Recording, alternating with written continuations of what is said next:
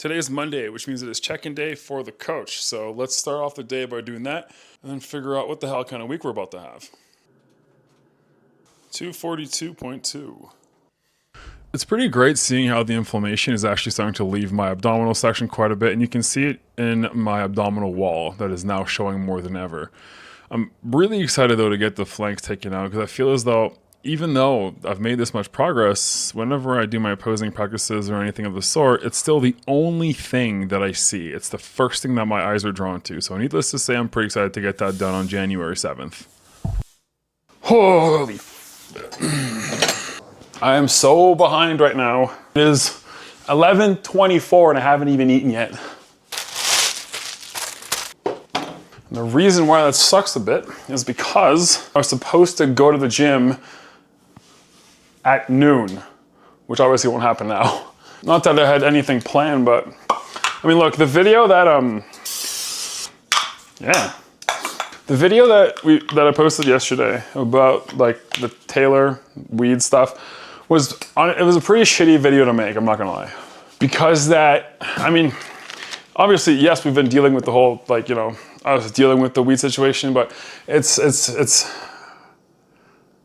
I guess it was the first time that we actually talked about some of the things that we said on camera yesterday.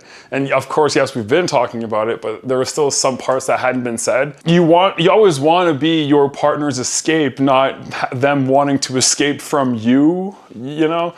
And obviously, I think I knew it subconsciously because it was pretty obvious after a while, but it still sucked to hear. But it sucked to hear because it made me realize how blind I was to her feelings on the whole situation, right? Like that part sucked to hear, like. But I mean, see how everybody's like reacting to the video so far? Clearly it's a conversation that I'm very glad that we had because a lot of people could either relate to it or appreciate the sensitivity of the sensitive nature of the video. Where it's just like the whole concept of it is just, we're just two normal people going through normal people shit. We just decided to post it on the internet to be open to criticism, which thankfully there wasn't any assholes in the comment yet, at least yet.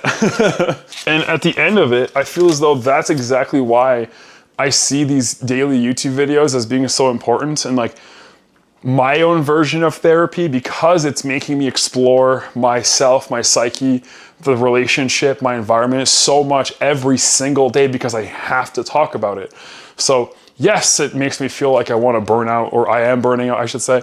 But at least with this new schedule and with almost like the realization that YouTube shouldn't be at the forefront of the journey, it should just be like, again, literally a camera on the, like a fly on the wall that just sort of absorbs everything. I think that's what's going to be the most net positive impact in my life when I look back at this 5 years from now. Because of course, like in the moment, it's hard for anybody to accept their shortcomings, right? Like everybody thinks that they're right all the time, which the second that we realize that we're not, I feel as though it really opens the door for growth, both as a person, but as a relationship. And that video for us yesterday, I think was really important. And even after we shot it, we were both like in a bit of a weird space where we were both just like very anxious about like, oh shit, like this is real now. And editing that video sucked, okay? Just like hearing it back again right away and stuff, it was not a pleasant video to edit. But I think that's why it's so important that that particular piece of content is out. Yeah, so far, I've actually already had three different client calls with one person that was struggling, one person I had to like relock the fuck in, essentially, and one person who has gone so far in terms of progress so far that I wanted to have a call with him and go like, I'm about to push you, like I'm about to crank the heat up on you really hard.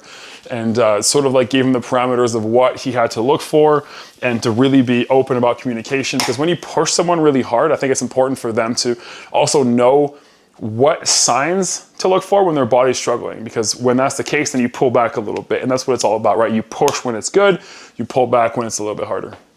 So I'm just gonna absolutely inhale this food real quick, and then I will see you all at the gym.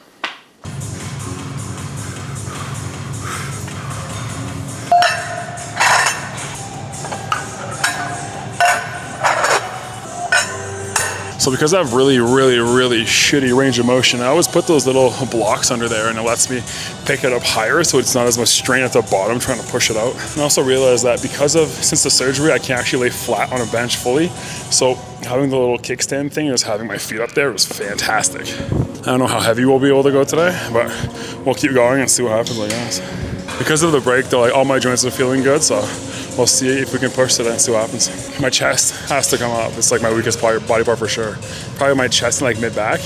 So lots of focus on that over the next year.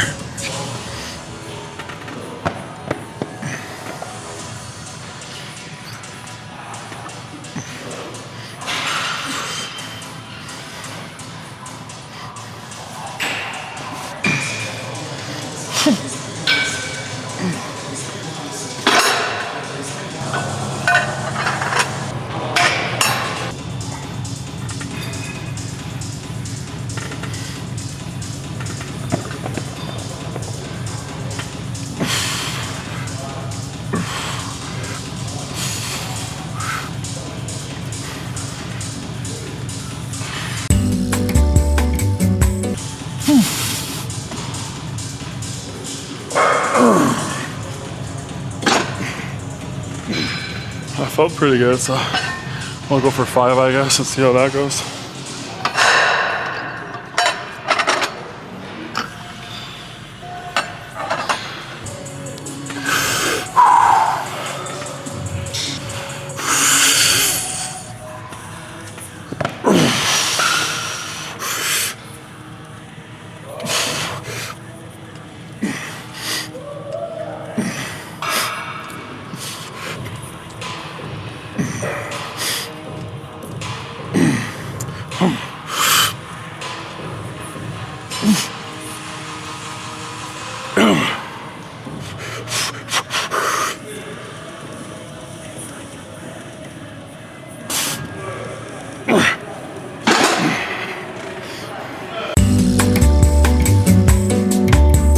So the rest of the workout went pretty great. I did a few sets of flies on the pec deck, and I wasn't particularly loving how the standing laterals felt, so I did some seated laterals on this machine that has like the absolute most perfect range of motion, and there's a mirror right in front of it, so it's very easy to check to make sure that you're doing it equally. And this is something that I noticed actually right here, because you can superset them really well to do some rear delt flies.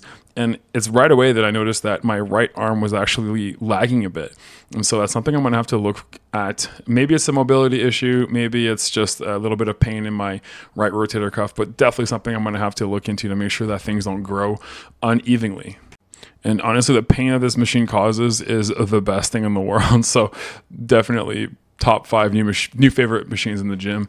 And then to finish off with some tricep work, all I did was the same superset that Pat had taught me the other day, which was to do some push downs using a easy curl bar and then flipping it over to do some overhead tricep pushes. And this is an amazing way to get a super quick and effective pump in every parts of your tricep.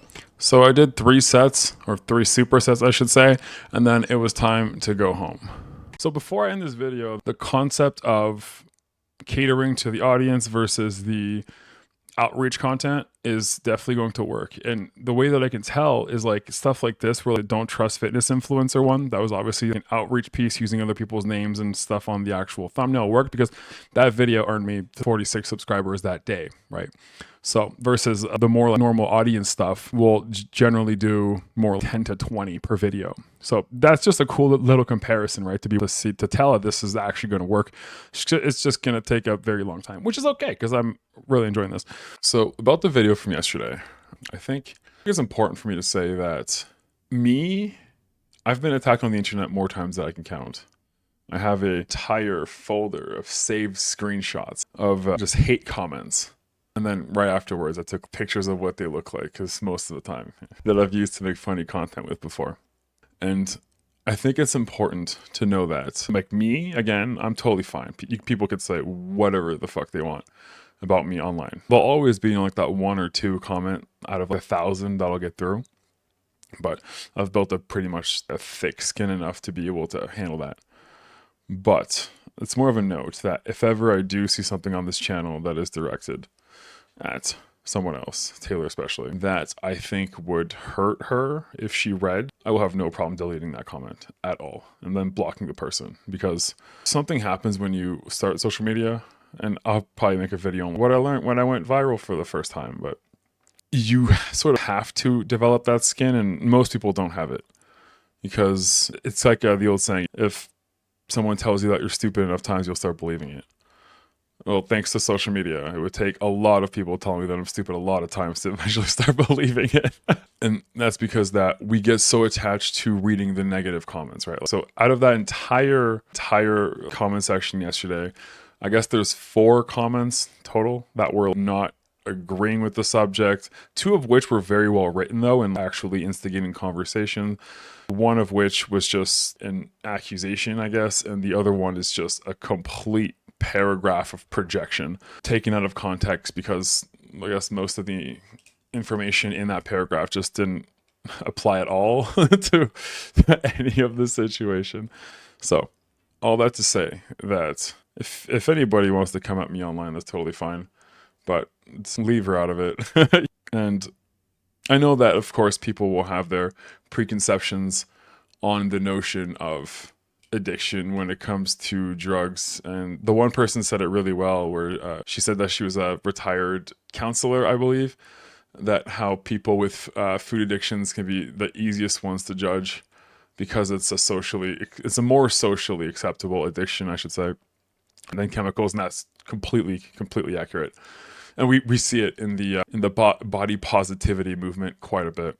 But I feel as though the entire point of my channel in the first place was just to document the hard almost. Like, yes, I showcase the good once in a while, but if you look at most of my Instagram content, it was a lot of documentation of the hard and the ugly and the struggles, because I truly feel that not enough people really actually showcase that, and that even though people talk about it and such, Instagram is still this highlight reel of people's lives. And I think that's wrong, because I don't know, obviously, what everybody else's experiences is in life, but like out of 100 days, let's say we win 1 or 2 of those days, you'll probably have 80 days of monotony, and then the other 18 days will just be rough days. So I think it's ridiculous that people only show their vacation, the good, the smiles, and leave out the bad. And then whenever something bad does happen, then they just crumble on their social medias because they never documented that before. So yeah, it was a tough subject to talk about. It was a tough subject to make a video about. But I think out of most of the videos that I've made, that was one of the most important ones. Because you can see in the comments how there's a lot of people that were either relating to it or that are fighting that same struggle. And I've gotten some, like, even though I didn't even post that video on Instagram to my stories, I didn't even post it, but I got so many DMs yesterday of people that were like, thank you for talking about this. I've been struggling with it too. So I don't think I'm going to reach my YouTube motto of changing the world together by just showcasing the good. I don't think that'll happen. I think that we'll be able to change the world together by actually being fucking real on the internet and talking about the stuff that people don't want to until it becomes a normal conversation, which it should have been in the first place. So thank you for watching this video. If you haven't subscribed yet, please do. That'd be pretty cool, I guess. And as always, let's change the world together, because I sure as shit can't do it alone.